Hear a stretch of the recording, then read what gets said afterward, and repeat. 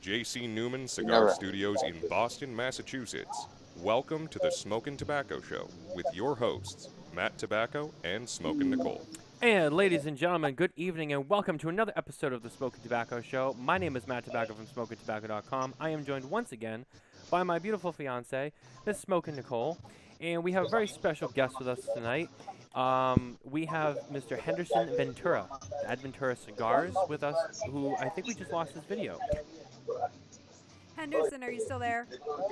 There he is. There we go. And I'm here. I will say this, Henderson, you are in the spotlight because you are the guest tonight, but potentially making a cameo appearance on the show is Ronnie Haysha is with you as well. Yes. So I just figured I'd throw that out there too. Well, Henderson, welcome to the show. We're really excited to have you here. I don't think you. Buenos This is your. tacos. There he is. We haven't had you on the show before.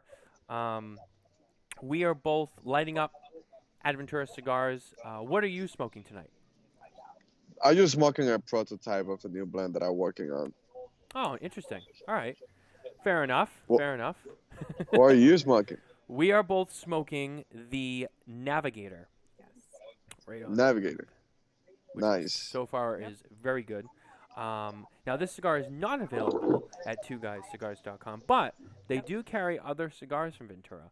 So you can head over there and you can check out what they do have. I know that they have the Queen's Pearls and some of the other ones, but I don't think they have this one, but they have some of the others. So head over to twoguyscigars.com and check it out. That's the number 2, guyscigars.com. Well, Henderson, like I said, we're really excited to have you here. You know, your family has been in the business for a while. I know your father's in the business. You know, your family has a factory. There's so many things we could get into. Why don't you give us the kind of the quick history of kind of you and your family in the tobacco business with making cigars? Man, thank you for having me on the show. It's more than a pleasure for me to be here. Um, I hope that you guys are enjoying this cigar right now. Hello everyone there that is watching the show. So, Henderson Ventura, man, I'm a 32 years old guy. I started to work in the cigar business when I was 17 years old. So everything started with my dad. My dad being in the business over 40 years, he started to roll cigar when he was 9 years old. So, and then he used to work for a big corporation back in the days. And in 2007, he decided to open his own factory, and that's when I came in, to work on the cigar business full time. And I was managing the factory for a few years. Um then I did everything that you need to do into a cigar factory to get the cigar done. For the first process to the last process. This being my career, the only thing that I did in my life was to work in a cigar factory. That's been a family culture. Every single member of the family work in the factory. Every single member of the family smoke cigars. So it's a family thing. We've been all around premium cigar, man. And 2016, after I have the chance to work with a lot of boutique brands that we develop in the factory, I decided to uh, get together with Marcel Norbert from Switzerland. That is a sommelier there, and he also have a cigar store in Switzerland in Zurich. And we decided to create ADVentura together, and that's how ADVentura born in 2016. We're starting the distribution in Switzerland and the Dominican Republic. Then we expand that to the rest of the European market, and then in 2019 we launched the brand into the United States. So ADVentura is a brand that been in the developing for 6 years now. I will say we finally gained some more attention and more hype in the American market when we launched the Royal Return lines. That is the Queen's Pearl and the King's Gold. Hmm. That was the two cigars that become the more relevant from the brand, and and right now I think we kind of the peak with the brand, like in a nice position, with a lot of boutique smoker. I appreciating like what we've been doing for a while. You know, all the love and the passion that we've been putting on the brand. Um, so this has been it, man. From the factory side, from the factory side, we are a boutique factory. Is run by the family. Every single member of the family run a different department of the company. It's very boutique. We work a lot with aged tobacco, ready tobacco that are hard to grow, and and so the whole goal with us is to create like a Dominican cigar with a very unique flavor profile coming out of the Dominican Republic. My dad have a long history in the cigar business. He have his own style for blending.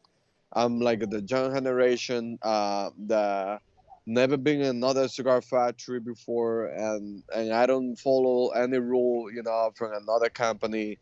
I don't follow any rule from any of those old guys in the cigar business.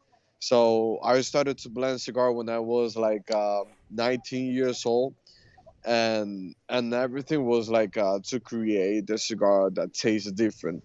So I think there's some of the feedback that we have from some of the ADVentura lovers and some of the fans from the factory that they say like when they smoke a cigar coming out of our factory, it's like a fresh air for them. You know, it doesn't taste like anything else on the market. It doesn't taste like any Nicaraguan. It doesn't taste like another Dominican cigar. So I think that's been. I think I hit the point. You know, in terms of blending, concerning of make the difference of what is a style for blending and the different tobacco that we use here. Yeah, I will tell you, in my experience, smoking a lot of the stuff that's come out of your factory, both the stuff from your own brand and some of the other brands that you guys make cigars for, um, they're all consistent. Whether it's, and again, and it doesn't matter like what brand or what band is on the cigar. Everything I've had out of the factory is consistent across the board on all levels. Um, all the cigars are different, sure. The blends are different, the flavors are different, what have you. Each cigar is its own profile, and I think you guys do a good job at that. But the other big thing that I think is a good thing and such an important part is that there's just such a consistency with just not only just the quality of the construction, the way it's rolled, the draw, the quality of the tobaccos that you guys use. The wrapper tobaccos always look, you know, very nice, very clean. The cigars smoke well, they burn well. I know there's some cigars you've done for Room 101 that I've had and they were fantastic. Just the flavor was right, the flavor complexity was good. Just really across the board. And when you make cigars, and we've had this discussion with some other brand owners and factory owners before, who they make a lot of cigars for other brands, but they also have their own brand. Like we had this conversation with Nestor Plasencia. Plasencia is another one of those factories. They make a lot of cigars for a lot of people, and now they're kind of starting their own brand as well. Very similar situation, and I feel like there's definitely a challenge when you've been in the business of just manufacturing cigars for everyone else for so long, and then you kind of take a step back and you say, well, let's release our own brand. It's our own line. We're going to make our own cigars for ourselves, have our own name on it, and put it out there. That's going to be a huge challenge as well, because it's not just making them and sending them out, and that's someone else's problem to go and promote them and sell them. Now you have to manufacture them, grow the tobacco, roll them, age, go out there and sell them and promote them too, which is, I know a lot of people have said was one of the biggest challenges for them to overcome. Is that something that you guys really felt was a challenge when you finally brought your own brand to market? I mean, it's a big challenge because I'm a factory guy, 100%. I'm that guy that I want to be on the farm. I want to check the tobacco leaf when they grind. I want to check the tobacco leaf when they're fermenting. I love the process. I love to be in the factory. Imagine I spent my whole life into a cigar factory, you know, breathing tobacco, and and and also translating the passion and the love for cigar and tobacco to the people that work in the factory. I mean, for us, it doesn't mean to have just another employee. It just doesn't mean it means to have another roller in the factory. I want those people to have the same passion and the same motivation as I have. To create something great, to bring a great cigar into the market, and you need people that love cigar and that love tobacco to have, to create that. So um, it was a big challenge for me because I wasn't used to be on the road. Also, like to understand what people want, what people think about a cigar, how the cigar smoke, how different smoke the cigar between Dominican Republic, Santiago, that we have like 80-85% humidity here in the uh, uh, uh, outside with like a 65 in the winter and like a 90-95 on the summertime, and then you go to the north, let's say New York, Pennsylvania, all those states, and the cigars smoke different. Then you go to Texas and smoke way different. Then you go to Florida, you know, to experience that when you create the blend and you know how the cigar tastes like, you know how the blend tastes like, and then you go to another territory that the cigar smoke way different to what you think is gonna taste.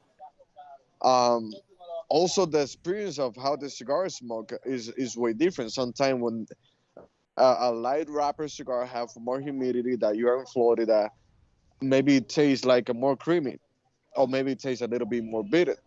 But when you have like a full body cigar that like for Dominican Republic is like a super strong cigar, and then you go into the north that the weather is like a 20 degrees, that is freezing almost. That the cigar is more dry. That you have a Maduro wrapper like a Habano Maduro that is very oily and is burning perfectly, and and the cigar doesn't taste that strong. Is a big difference. Also, for me to be knocking doors and trying to have people to try my cigar and open doors for some of the great retailers that are in the United States, and do cigar events, that was a whole different things for me. Uh, Also to understand the distribution channel in the state, it was a whole different challenge for me. So it was like I was out of my comfort zone.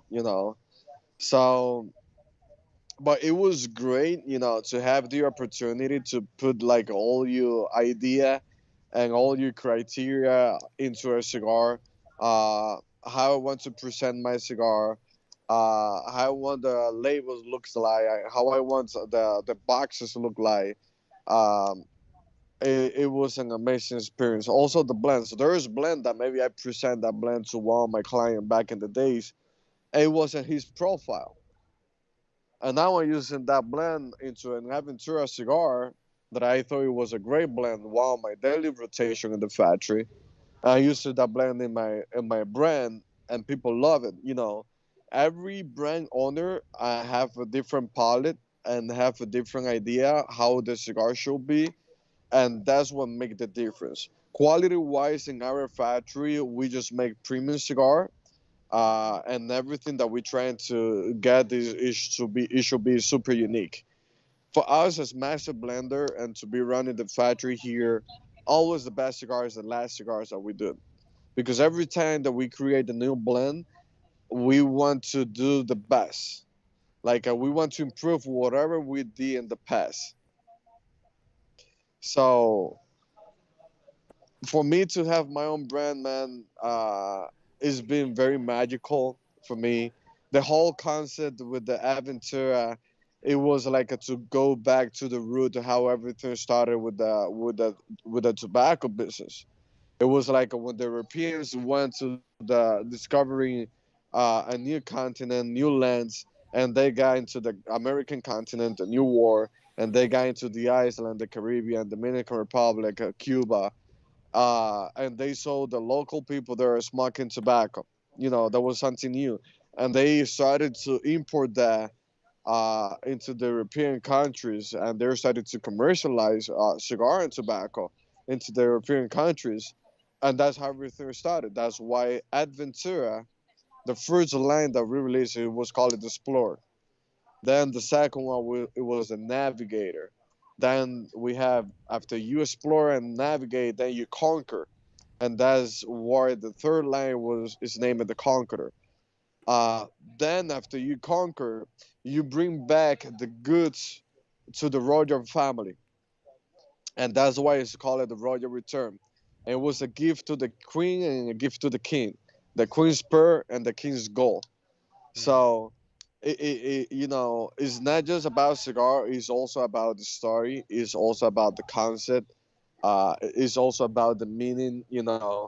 For me to be working on my own brand is like translating of about everything that I believe into the cigar culture and to the cigar world. Bringing that to the consumers. Absolutely. And I like the concept of the story and the theme that you guys have gone with, and I like how I like the old school vibe of it. And a lot of people will talk about the early days of cigar rolling and the early relative history, but you actually take this all the way back to the All the way very back. beginning, to the discovery of tobaccos from the Europeans. I like it's something Yeah. different. I really like that. Um, I'm wondering like where he can go next. I know, like Like what are the I'm other like, releases? how do they continue to expand on this? This is a cool concept. Now, having a cigar factory that produces so many cigars, for so many brands, now you introduce your own brand.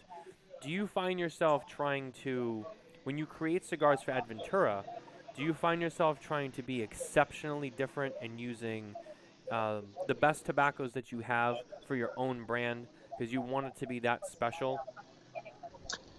I mean, the thing is, like I told you, I never follow any rules, and sometimes I enjoy more when and I get super excited when I taste any tobacco that I think is very unique, or any combination of tobacco that believe that is something very unique and different, and that's when I get excited and I create a new blend most of the time. But every cigar owner, every brand owner, they have uh, a different flavor profile, different palate. Hmm. If I ask you, man, do you ever have an idea to create your own brand? And you know what? Like, I would love to, but I never took the decision yet. But if you love to have your own brand, because maybe you think you want to create a cigar that is for you, right? How do you think that can be the ideal cigar for you? And you can explain me now. Listen, I love Habana.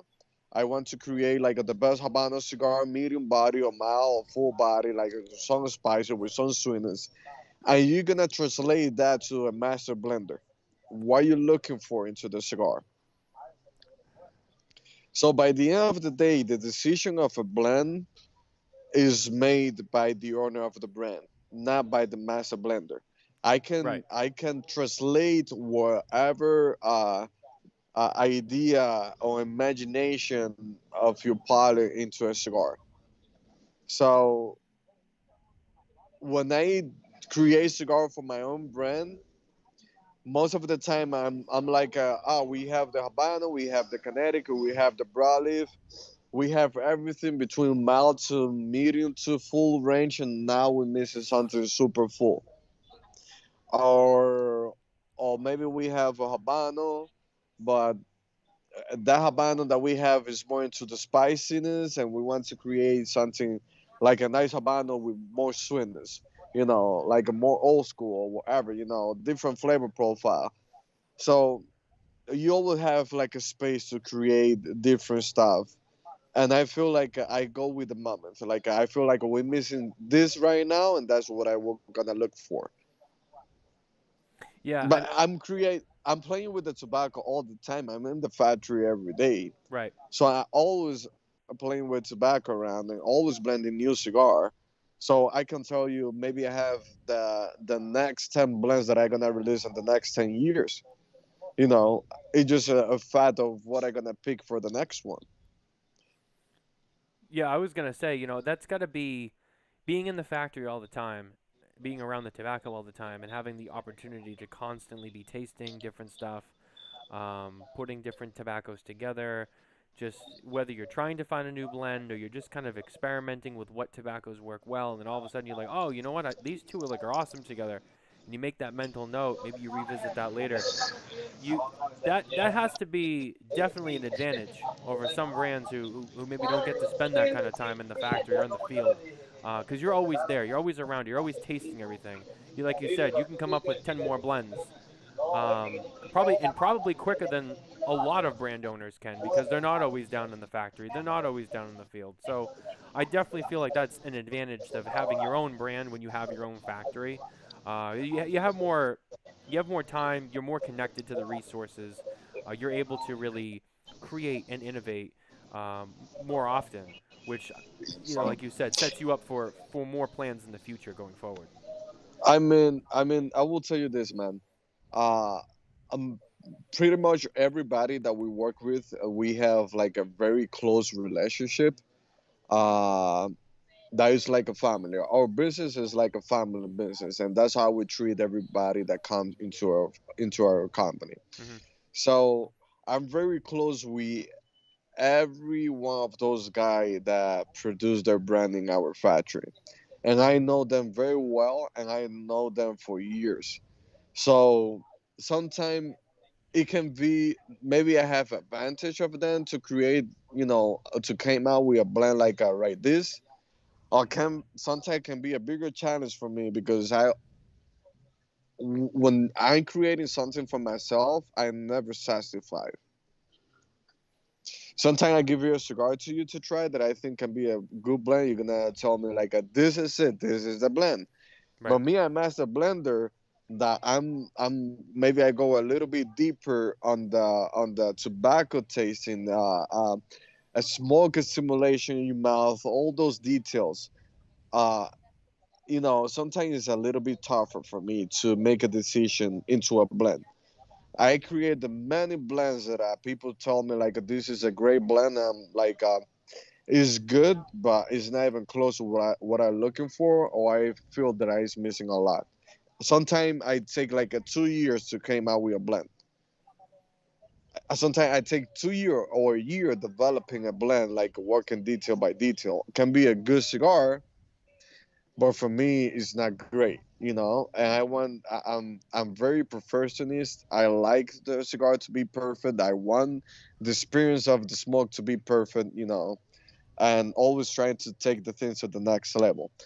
So the advantage also of the people that make cigar in our factory is, as I'm playing with tobacco all the time, every time that I smoke a tobacco or I make a blend, that I'm like, that cigar is this guy profile. Man, I got you a blend. You need to try this. I send a sample. Like, this is a cigar that you're gonna love because I already know their flavor profile. I know what they like. I know what they're looking for. You know. Absolutely. Uh, so so every we work like a team, man. Everyone that makes cigar in our factory is like a team. Also, not just that, because it's not just me, Henderson Ventura, in the factory. Is a whole family. My dad is a master blender. I learned from him. Hmm. This guy is still blending like crazy cigar. The thing, his style and my style is way different. For example, Robert Cowell, he and me, we have a whole different palette. But my dad palette and Robert Cowell palette is identical. Whatever my dad makes that he think that is special, Robert gonna love it. He hate any cigar that I make for ADVentura. It's That's not his interesting. flavor. It's not his flavor profile. Yeah. Matt Booth, Matt Booth, he worked more with my brother. My brother being in the business for over 20 years. This guy, like a he, like a when how do you say when you lose your teeth, like a you, like when you're around 10 that you change the teeth. Like when Do you you know lose your like the baby middle teeth, teeth? Like when you lose your baby teeth? your front tooth. Yeah, Oh, like I teething. think Yeah. I think he passed that process into a cigar factory. That was Okay. my brother, Yeah. you know, and he have a way bigger experience than me on the cigar factories. The things I will say from the family, I'm the only one that being more exposed to the cigar market. Okay. But all of us can blend cigars. So basically, they rely on you to go out there and be the visual, the person of the face, because they don't do it as much. I will say I will say like any concerns on business from the factory is on my shoulder. You know, buying tobacco, making any deal, with the tobacco suppliers, with the growers, with the farmers, everything. Like also like we end the business and sales and everything for the factories in my charge. We have a question here from the audience for you. Actually, it's from John Lavelle. Did he start with? Oh, hold on, make sure I read this right. Did with he? with the concept, I think in terms of the names. Yeah. So did you start with the concept and then blending, or the other way around when making a cigar? I will say the first three blends were blends first, and then the I will say we have the concept, but we just create the blend, and that was what's coming next. Okay. Okay. When we create Roger Return, it was like I believe I trust a lot the cigar consumers. Son of I will tell you something. Old school manufacturers sometimes they think like they thought the cigar consumer they were dumb. Like they don't know nothing about cigar. That was the idea of the cigar manufacturer back in the days. And that's why back in the days people never tell the blends, they never tell the wrapper, they never tell because they don't want people to know the tobacco and they think people gonna smoke whatever that comes into the brand without knowing what they're smoking. And I think that's the beauty and the amazingness of the cigar of the boutique movement, the cigar industry. And the boutique movement is about to educate the consumers. And I trust a lot of the consumers. I believe that anyone that smokes three cigars a day, one or two or three cigars a day, they know what they like and they understand cigar. They understand premium cigar. So when I was creating the Roger Return, I was like, what I'm missing on my portfolio. That was first. Secondly, um, we have this concept coming out. It should be something that match the concept. If it's a gift for the queen and a gift for the king, we have to create the best for the queen and we have to create the best for the king. Right. For example, for the queen, it was like a delicate with character, with strength, with a lot of personality. That's a queen. And the Connecticut cigar that we have, I'm not a Connecticut fan. I'm not a Connecticut smoker, And that's fair. but but I feel like a lot of people ask me for a Connecticut. I will say like, this is the most delicate wrapper in the world. Connecticut Ecuadorian wrapper. You know, It's a very lot and a delicate. lot This is smooth. and a lot of It's beautiful. sorry, I was gonna say, and a lot of retailers will say that when it comes to units sold, the Connecticut wrappers are the ones that sell the most. And now, as a Yeah. manufacturer, would you say that's true? I mean, the thing is, Connecticut for the manufacturing sometimes like it's like a from go to drink coffee with milk to dark coffee with sugar, and for going from dark coffee with sugar to an espresso with no sugar. Right. That's like a that's someone that drink coffee like in a heavy way, you know. Right. That's the same for us as cigar manufacturing. Like Habano dark tobacco is like the richness of the dark tobacco. We want to feel that in our lips. We want to feel that in our tongue. You know, uh, is something from our culture. You know, it's, Connecticut is very delicate. It doesn't add too much character to a blend. It doesn't add too much flavor. It doesn't add too much strength into a blend. It's more natural with some little touch that makes some difference on the Connecticut. So uh, Connecticut normally a lot of people doesn't like Connecticut because they feel like it's too soft, too mild, or they experience some bitterness on their mouth when they smoke Connecticut. Hmm. So when I was creating that Connecticut blend, it was like I want a cigar that have complexity. I want a cigar that is not mild cigar, more into medium with body, you know. Um, and people that like Corojo or Habano wrapper can be able to enjoy that Connecticut. Interesting. So the level of creaminess and sweetness of that Connecticut, I think, marks some difference on the Connecticut that I had before, and and and that's make that cigar unique.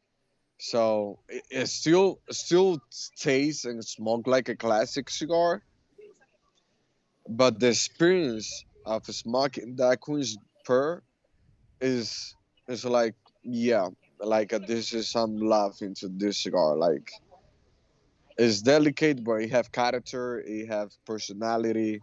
Uh, I think it can be a breakfast cigar, but also can be my all day cigar. I think Coop gave that ranked high on Coop's list. Was it this year or last year? I think it was number 2 this year. Coop, Queen's if you're Pearl. listening. I don't think Coop is listening because well actually we'll get to that actually in a Half second. wheel, half wheel, half wheel was number 3 last year, and the consensus top 25 this year was number 3 also. Yeah, I thought Coop had it like number 2 as well. I thought I this think year. so. Yeah, so I think that so. so His that was number 2. yeah, so that cigar Yep. has performed pretty well across the list and whatnot, and in the last year or so. So I mean, it sounds to me like success with that with that blend. And from what I've seen in trends and stuff in the market too, like yeah, I mean, there's definitely a lot of people asking for Connecticut's, whether they just smoke mild or they smoke everything, but they still like the Connecticut's. Connecticut's just there will to me it always seems like there's going to be a demand for them. So I mean, like you said, like you're not a big Connecticut smoker, but blending them and making them and having them available is always important because there's always going to be someone out there smoking them. Since Coop did come up, I wanted to take a slight break from the communication the conversation with Henderson here, and then we do have to hit our news for the week as well. But I wanted to say because I did forget. Those who know Coop, whether you know him personally or you just know him from the show, Coop's father did pass away this week, and yeah, and I wanted to take a minute and and just and recognize that and send him our thoughts and prayers and our condolences. We love Coop. Coop is a personal friend of ours, and he's such an amazing person, and I know this is a difficult loss for him, and I really feel for him right now. So I wanted to take a minute and just and say that and to share that with everyone and to let him know and then let everyone know he's him and his family, they're in our thoughts and prayers. I know it's a very sad time for him. Yep. There won't be a spare notes this weekend, also because of that. There was going to be, but Coop asked me if we could move that. So spare notes will not happen this weekend. It'll probably happen next weekend now, as he needs some personal time. And I told him absolutely. I mean, 100%. I mean, you should be with them. So I just wanted to say that condolences to the Cooper family in this difficult time. Love them so much. And that is definitely difficult. I want to also hit our news segment really quick, which is brought to you by McAuliffe Cigars. If you head over to McAuliffeCigars.com today, you can sign up to become an official McAuliffe ambassador. We'll get your official ambassador number and your ambassador coin, and you can sign up to be part of the McAuliffe ambassador group on Facebook. So this week, it's kind of been an interesting news week. Most of the news has been either about some releases or it's been about the NASEM study that came out on premium cigars last week. A lot of times our news stuff is very legislative based, and last week we get into it, and I like to share that news because it's important, and I want to really make sure we can educate as many people as we can on it because it is such an important issue. But we're gonna take a break from that this week. Anyone who's a baseball fan, Henderson, I know you guys from the Dominican, you guys must love baseball. They love baseball down there. Everyone must know by now the Major League Baseball lockout has ended. Spring training has begun, so there will be baseball this year. And just in time for the beginning of baseball season, as previously announced, the Big Poppy Firecracker from United Cigars in collaboration with El Artista has officially headed to stores, and it will be available. I want to say it's Monday. I think it's next Monday. It will go on sale, the 20th or the 21st. So those are heading to stores. They will be available soon. Definitely check that out. The Firecracker series, it's a limited run series. They've always sold out. It's always been a hit. Big fan of the Big Poppy line myself and the other sizes. So really excited to try the Firecracker version of that. It's really gonna be awesome. We start earlier this year at TPE. Yep. Really cool cigar, really cool box design. If you haven't seen it, definitely check that out. That's our news segment for the week. The Big Poppy Firecracker, just in time for opening day. Boom. All right, that takes care of that. So Henderson, really quick. So where are you right now? I'm in Santiago, just outside of a hotel. Oh, nice. And I just brought Ronnie. Also, it's like this hotel have a restaurant here, and there's a friend of my dad on this place, and this is one of the spots that we normally hang out here in my city. Oh, okay. It looks really cool. Yeah. You guys got that blue lighting in the background. You got like this mood lighting going on. Yeah. I didn't know you were in the Dominican though. So are you Ronnie's chaperone then? Are you in charge of looking after him? Making sure he stays safe. I'm doing babysitting for Ronnie to this week. Okay. I know that. Yeah, Oh, go ahead. I'm gonna show him the tobacco fields. I'm gonna be doing some blending with him. Interesting. So, and take him to the beach to take a little tan because he's been in Detroit for so long that, that his skin look like, like he gonna disappear almost. We're gonna get him some color.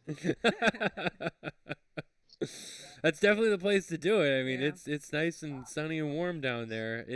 Ronnie's got to get his Speedos on. Yeah. Ronnie's gonna get into the Speedo down on the beach. He's gotta get into that European lifestyle. I think that the next one should be you. Yeah, we're trying to make our way down to the Dominican. We're pretty white. We could use some color. It gets dark and cold up here in New England in the winter months. We don't get a lot of sun. We definitely start to pale snow out. Just a couple days ago. Yeah, we start to really pale out in the wintertime. So now here right now is we're feeling like the heat from the summer coming in already. Oh, really? Yeah. Wow. Like this week, it started like the temperature raised a little bit. So. Is it humid down there, or very humid, or is it still kind of mild? It's about 85% humidity right now. Yeah. That sounds terrible. It sounds terrible to us, but it's probably nice still. I'd still take that over this. I mean, if you're not used to humidity, with the heat during the day and the humidity, you're gonna feel like very bad, very uncomfortable. Yeah. I totally feel that. To take a shower and be sweating like 5 minutes after, yeah. There's It's an uncomfortable But it's good feeling. for tobacco. It's good for tobacco. That's what matters. Oh, absolutely. Of course. And you touched on something earlier about, and this is true for a lot of the, whether it's Dominican or even like in Cuba, because Cuba's in that same region. A lot of these tobaccos and cigars, and they come from these countries with high humidity, right? So the cigars are grown, the tobacco is grown, the cigars are rolled and created and aged all in this high humidity. Then you ship these cigars out, and they go into the United States, and they go to parts of the U.S. like here, where for half the year there's very little humidity. It's dry, it's cold. You go to places like the Southwest where it's desert, there's like no humidity. We were in Vegas for TPE. I know you were there in January. There must have been like 4% humidity there. It was so dry. I mean, I couldn't drink enough water to save my life. I mean, it was so dry. So, you see these cigars go to these areas, and like you said, they're created in those areas, they're blended in those areas. You send them out, they go to these new areas, and they smoke different, they taste different, they change. Is there any way to really combat that other than just taking the best care of the cigars as possible and keeping them in the best, humidified conditions when they get to those areas? I mean, the factory we control like the temperature and the humidity level there, just at the same way that the cigar store doing their humidors. I mean, here instead of apply more humidity into the cigar, we just try to get rid of the humidity here. Right. So that's why the aging room. Mm-hmm. On the aging room, all the tobaccos that we use, we have more than 4 years of age. I have all the proper fermentation. I have all the proper fermentation, and when you roll the cigars, it's completely fine to smoke. What you do is homogenize the humidity on the cigar the first 45 days in the humidor, and then just let it age, but with humidity and temperature control, because what create like a heat and humidity create a fermentation process on the tobacco. So when you have all those cigars in the aging room, you don't want another fermentation process to start when the cigar after the cigar is rolled. So that's why you control the temperature and the humidity there, because the cigar is ready. The blend is perfect. It's ready. Mm-hmm. So you control that. When the cigar goes inside the box with the cellophane and the box, and then you seal the box, the cigar have between 60 to 70% of humidity already. And then we have all the bobita pack inside the box, just to control that humidity level on the way, until the cigar gets in the hands of the consumers. So um, I think it's very controlled. Then that's a fact of the consumers when they get the cigar in their hands, how they save the cigar, how they smoke the cigar, you know. And also there is a lot of things that can influence on the experience of the smoke. Sometimes you take the cigar out of your humidor, and it's in a perfect condition, and then but it's raining outside, so the humidity is very high. You're gonna get this a more humid cigar, or maybe it's too cold outside. It's gonna dry the cigar faster. You're Right. not gonna have the same experience. So, but always is good to keep the cigar in a good condition. Or also you can control the condition of your humidor depending on the weather that you have outside. If it's too humid, just keep your cigar below 60. Yeah, So that. when the cigar go outside and you get a little bit of the humidity outside, it doesn't get too humid. But if the cigar is already on 70% and outside is 90% humidity, that is raining, then you're gonna have a bad experience. Yeah, that's a topic we don't talk enough about on the show is humidity, and it is such a huge thing. And I know other manufacturers have come on, and you don't even have to talk about rolling cigars. You don't have to talk about growing tobacco. You don't even have to talk about selling the brand. You could just bring up humidity, and they'll spend the whole show just talking about humidity. And it's such an important concept. It is what keeps the cigars fresh. It's what keeps them conditioned. Properly maintained humidor, no matter if you got a box humidor, you got a big cabinet, you got one of those coolers, whatever it is, proper maintenance on that humidor is going to keep your cigars in the best condition possible. And not only that, but allow them to smoke and taste the way that the manufacturers created the cigars to be. That, When you start to alter those variables, that's when a cigar might perform differently than it was originally intended, and you might go, "Oh, this cigar is not that great." Well, that might be true, but that's because that cigar has now changed since the way the manufacturer, originally sent it out. yep. One thing, for example, like you should know your cigar. You should know how to enjoy the cigar better. Hmm. For example, in my case, when I bring cigar to my house for my own enjoyment, what I do, I take all the cigars out of the cellophane and I put it into a cedar humidor Yep. without cellophane. You're gonna age better. I like to feel the notes of the cedar when it age into the cedar humidor. That's but I always the cigar gonna age better without cellophane. And also you can control the humidity of the cigar better, like without cellophane. If you have humidity inside the cigar, when they pack the cigar, maybe when they pack the cigar, it was a little bit too humid. The cellophane can hold a little bit of the humidity inside. So if you take the cigar, like you buy a box of cigar and you want to age that box, take the cigar out of the cellophane and put it back into the box and put it back or put it back in your humidor, and you're gonna enjoy the cigar way better, have a better condition, yeah, better taste, better everything. That's so interesting for you to say because this is a question that I see pop up a lot, especially on social media, like on groups or someone posts something and it starts in the comments somewhere of like, oh, like, should I take the cellophane off? Do I keep the cellophane? Do I not keep the cellophane? And everyone kind of has their own opinion in their own way of The like, th- the cellophane is to protect the cigar on the shipments and to protect the cigar from the different humidity and temperature change that I experience through one country to another and then from one state to another, like in a truck, and also to protect the cigar from the people that go into the cigar store and they torture the cigar. right, That's why it's a cellophane, because you don't want to put the cigar in your mouth that 10 people already torture with their fingers. right, And also another thing, for commercializing the barcodes, the QR code, all that you put in the cellophane, it's easier, for the retailer, retailers, yeah, that you came out of the humidor with two cigars in your hands.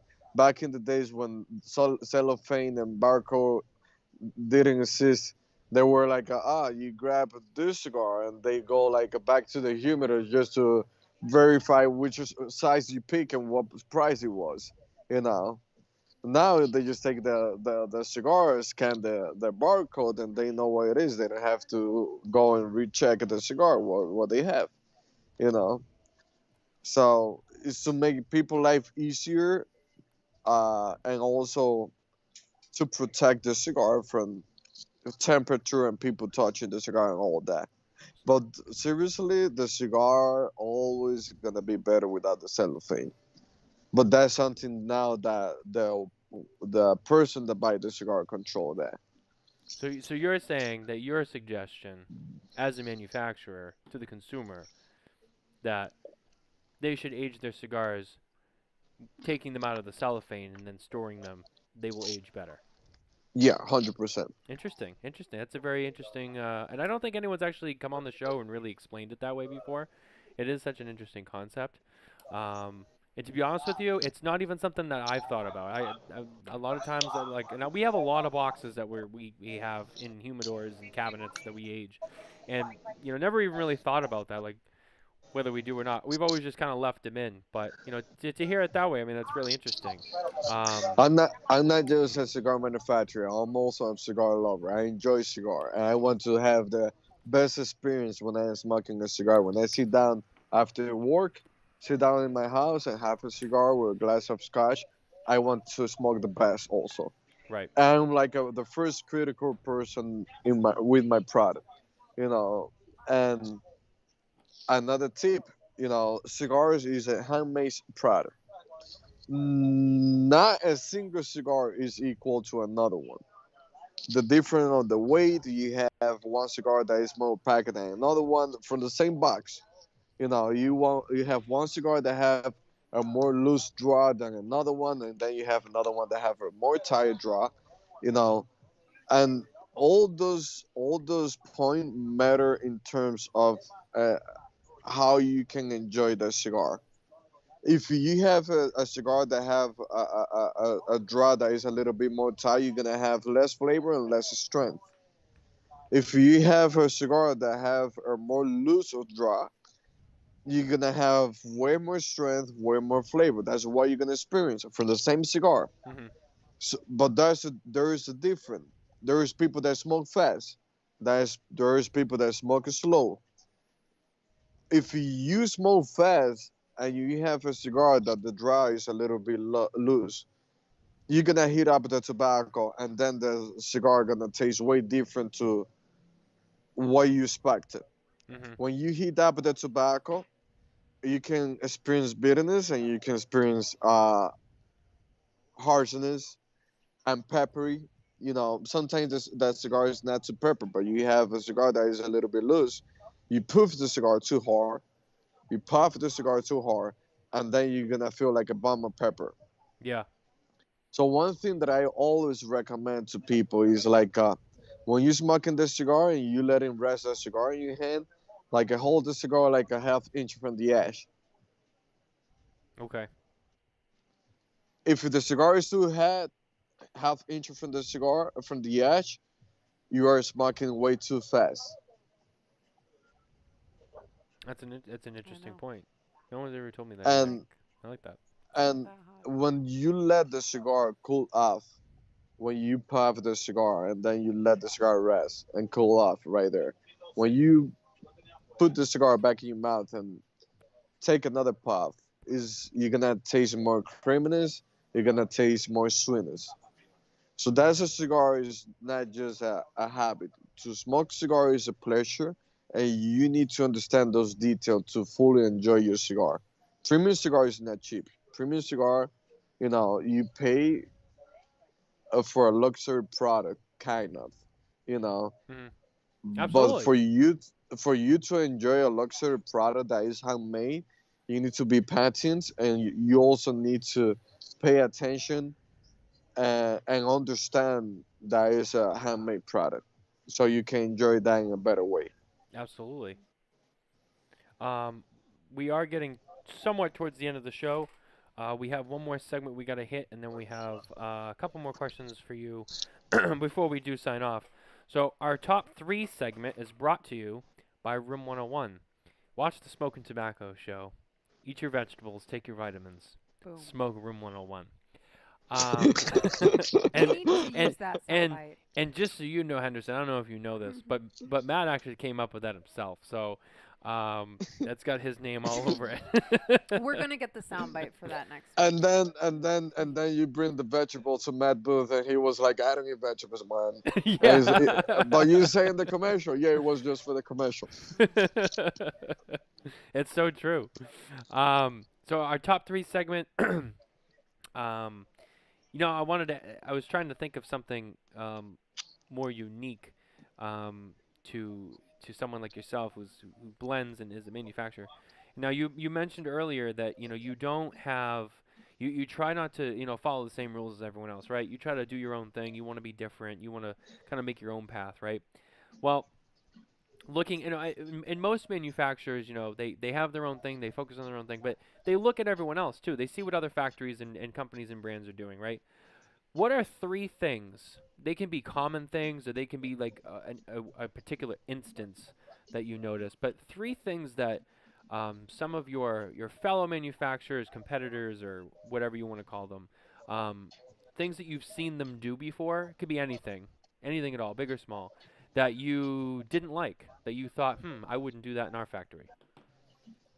And you don't have to name names either. You could just say like something you saw done.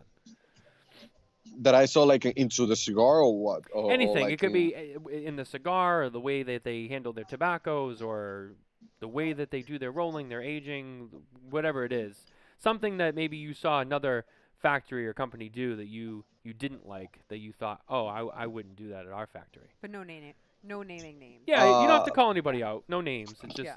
maybe just practices that you saw. You were like, First thing is like people that are stopped to look like into the cigar business as a passion business, like to create premium cigar and bring that like that pride behind the product to create something great, and they turn their business from like a great factory more into a corporate, and they just care about to make a lot of cigar and a lot of money, and then the cigar or started falling from good to an average of cigar. yep, This is a nothing like a thing that I don't want to do. right. Yeah, you don't want to lose the flame of what it is. It's not about Yeah, just selling it out. It's no, you're doing this for the passion too. It's because you love it, not just because you're trying to make the quick buck. yeah.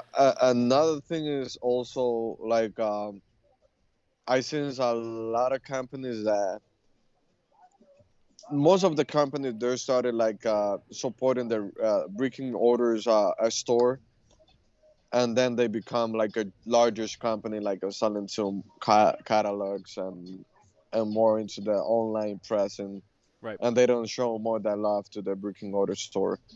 And this is nothing something that I don't want to do neither.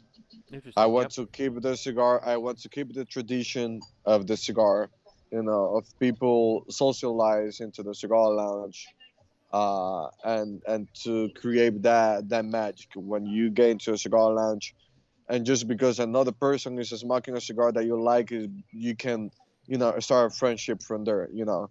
And this is the people. There is no better ambassador for a cigar brand than a retailer that face to face recommend your cigar to a consumer and explain them why you need to smoke that cigar. And I think this is something that we need to protect every day as a cigar of as brand owners. And another thing, I don't want to become a corporate. Okay. I love to keep my business like a family business. I think this is the only way that that you can keep making great cigar generation through generation. That your son can be able to enjoy a great cigar and also to enjoy what is the real culture of the cigar business. It's not just about the tobacco. It's not just about the brand. It's also about the history and the people behind the cigar. Absolutely. Yeah, I agree. Those are So awesome. Those are all very good points. Um, I would agree on a lot of those too. I mean, you have all these family businesses, and like you said, it's generational. It's stuff that's, you know, pick a family. If I mean, is your family? There's so many of them. The Fuente family, the Padron family, the Casada family. The Perdomo family. They all they all have this. This generational, like, the next generation comes in, they learn from the generation before, they pass the torch, they keep the family legacy alive, they continue the values that the family originally established. And yeah, maybe they make some little changes along the way, they kind of carve their own path, but the overall goal is still there. It's that the family atmosphere, it's the family way, it's the learning of the whole craft, from your father or your grandfather or your uncle, whoever it is. um, yeah, I mean, I think that's the heart and soul of the industry, really. now, cigar wise, I will never gonna make a cigar that look black like all equal black. There's no tobacco in the world that is come that dark. Maybe you can have one or two leaf that got overheat into the fermentation process. Yeah, So I ain't never gonna make a cigar that look like that because then I'm not using 100% natural tobacco. right. You adding something. Hmm. This is nothing that you're never gonna see a cigar coming out of our factory looking that dark. Okay. That's one thing. I we do our best trying to keep our tobacco as most organic as possible. Another thing, I'm never gonna sacrifice what we have as a concept of premium cigar to hit a trend that is like a super strong cigar. Normally, most of the very strong cigar in the market is under fermenting and under aged tobacco. There's no way that you have a 4 or 5 years old tobacco with proper fermentation, proper age, that you can have like a super spicy tobacco. The strength and the flavor of the tobacco is in the natural oil of the leaf. When you do fermentation and you age the cigar, you lose part of that oil. That is what makes the cigar super strong. But you get the aroma. Every time that someone lights a cigar next to you and you see like, oh, that cigar smells so good, it because have some age on the tobacco. The age on the tobacco translate as aroma. And this is something that we never want to lose. We and another thing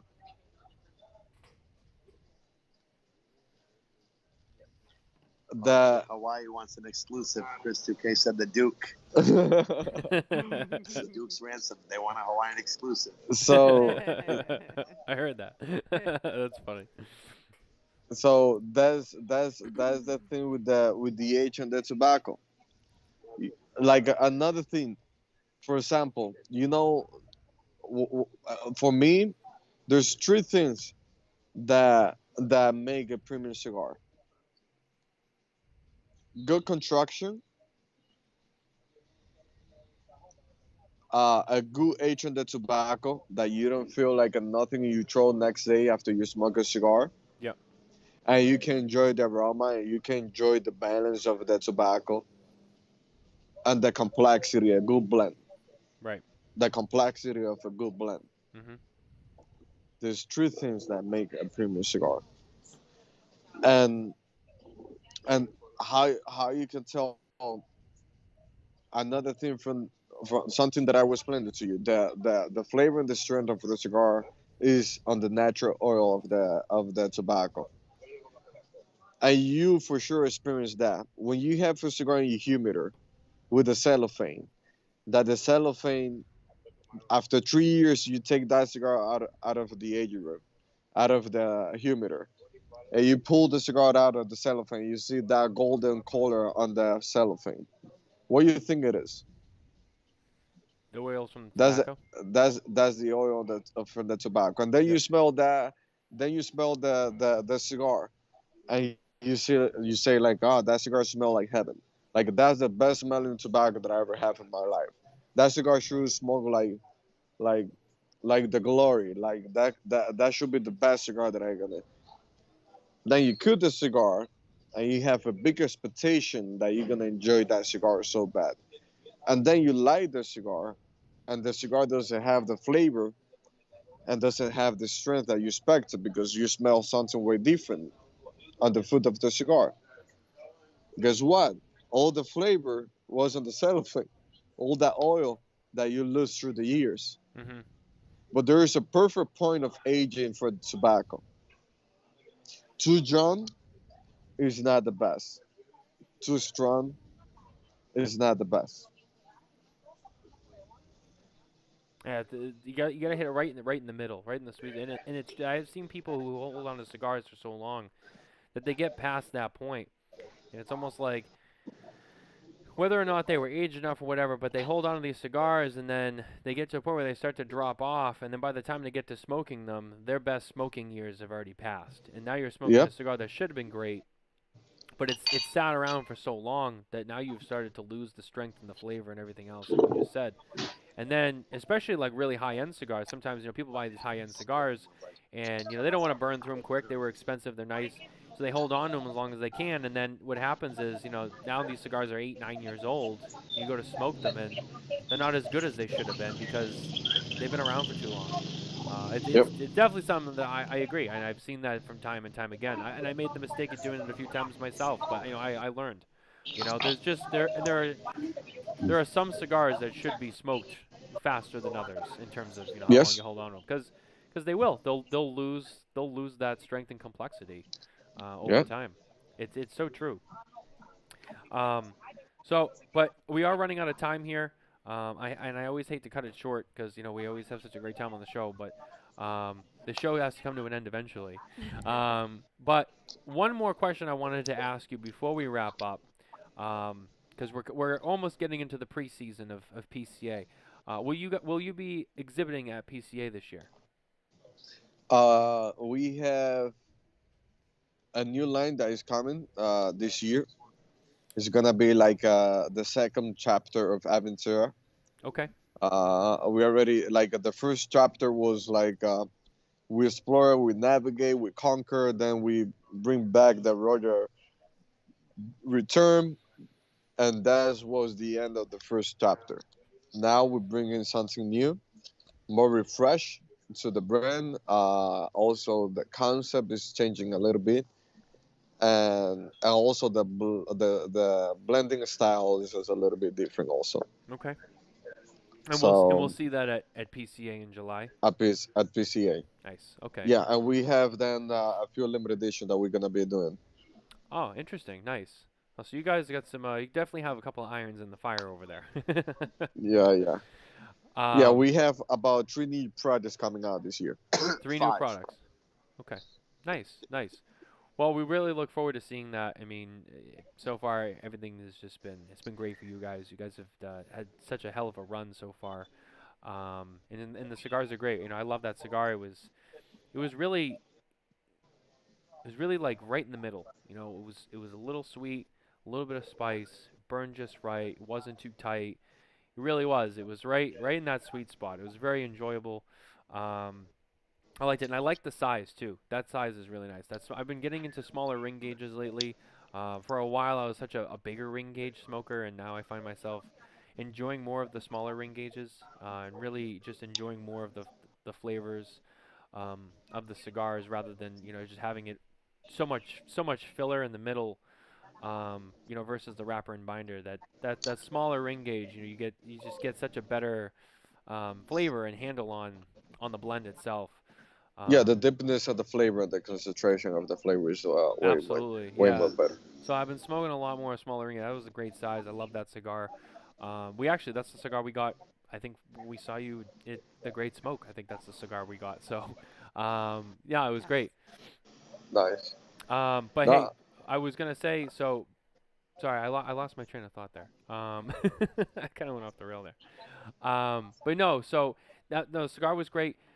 It was awesome to have you on the show. We really appreciate it. It was a great time. We'd love to have you on again.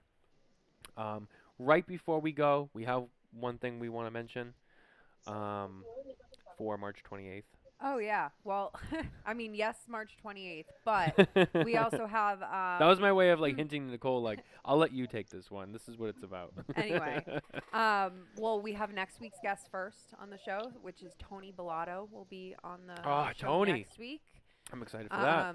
So that'll be great. And then the 31st, we actually have Hector Alfonso from Espinosa on. But on the 28th, for viewers listening, we are finally launching our raffle for the Cigar Family Charitable Foundation. So last year we raised $7,000. This year we are going to try to raise $10,000 for them.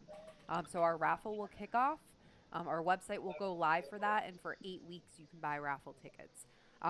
We have some amazing prizes. We actually haven't received yet our prizes from Fuente that will be in the donation up for grabs. But we got I spoke to Liana today. They should be coming soon. So but, it's but coming. they will be in there. So on the 28th, we're going to do a kickoff video where we showcase all of the prizes. And for those of you who don't know, we had over 50 prizes to win last year, and a lot of it was very rare and exclusive opus from the Fuente family, as well as some other fabulous prizes. There was some things from Drew Estate. There was a Brick House Humidor from J.C. Newman. Yep. Casa Cuevas donated some things. In this, LFD, John Carney put in a box of Andalusian Bulls.